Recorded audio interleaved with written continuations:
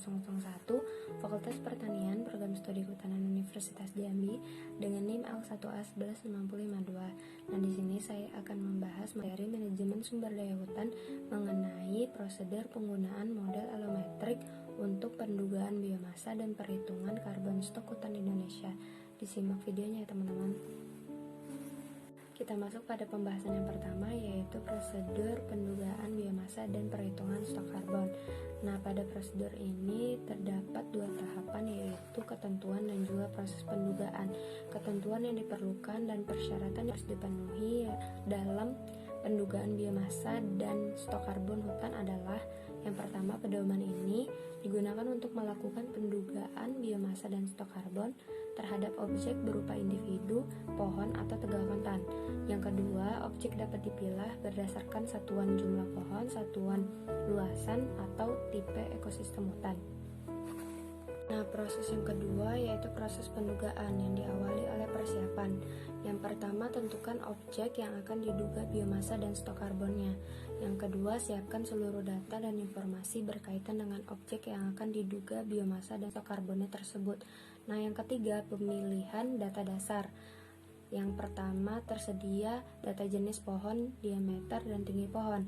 Tersedia data jenis pohon dan diameter pohon. Tersedia data diameter pohon dan tinggi pohon, serta tersedia data diameter pohon saja. Nah, proses pendugaan selanjutnya yaitu pemilihan model alometrik. Tersedia model alometrik biomasa pohon yang sesuai dengan jenis atau ekosistem hutan tempat objek berada dan lokasi objek tersebut. Nah, yang kedua, tersedia model alometrik biomasa pohon yang sesuai dengan jenis atau ekosistem hutan tempat objek berada dan tidak pada lokasi objek tersebut. Selanjutnya, pendugaan biomasa. Prosedur penggunaan model-model alometrik untuk pendugaan biomasa pohon dan tegakan yang terdapat dalam monograf model-model alometrik untuk pendugaan biomasa pohon pada berbagai tipe ekosistem hutan di Indonesia dijadikan sebagai acuan dalam rangka pendugaan biomasa. Perhitungan stok karbon. Perhitungan stok karbon berdasarkan biomasa dibutuhkan nilai faktor konversi biomasa ke stok karbon yang disebut dengan fraksi karbon, yang dapat dirumuskan menjadi stok karbon sama dengan fraksi karbon dikalikan dengan biomasa. Yang kedua, nilai fraksi karbon sebaiknya menggunakan nilai yang sesuai dengan jenis dan tipe ekosistem. Yang ketiga, apabila nilai fraksi karbon yang spesifik jenis atau tipe ekosistem tidak tersedia, maka nilai default IPCC sebesar 0,47 dapat digunakan.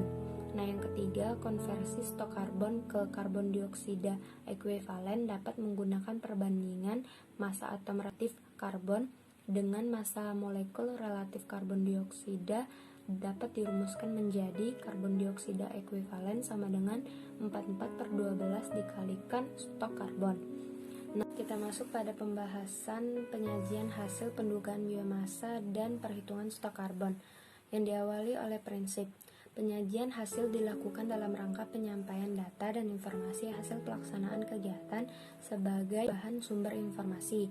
Dilanjutkan dengan penyajian hasil, hendaknya disajikan secara ringkas, sederhana, dan juga jelas dengan memperhatikan kaidah dan prinsip berikut.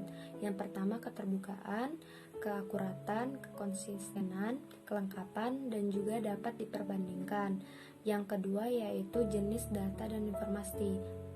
Jenis data dan informasi disajikan setidaknya terdapat kondisi umum lokasi, metode, dan juga dugaan. Dilanjutkan dengan penyajian hasil dibuat secara ringkas dalam bentuk spreadsheet untuk selanjutnya dapat dikompilasi dalam basis data. For your information ya teman-teman, bahwa hubungan biomasa dan karbon stok itu adalah besarnya stok karbon tiap bagian pohon dipengaruhi oleh biomasa. Oleh karena itu, setiap peningkatan terhadap biomasa akan diikuti oleh peningkatan stok karbon. Hal ini menunjukkan besarnya biomasa berpengaruh terhadap stok karbon. Sekian dari saya, apabila ada kekurangan mohon dimaafkan. Saya tutup, terima kasih. Wassalamualaikum warahmatullahi wabarakatuh. See you.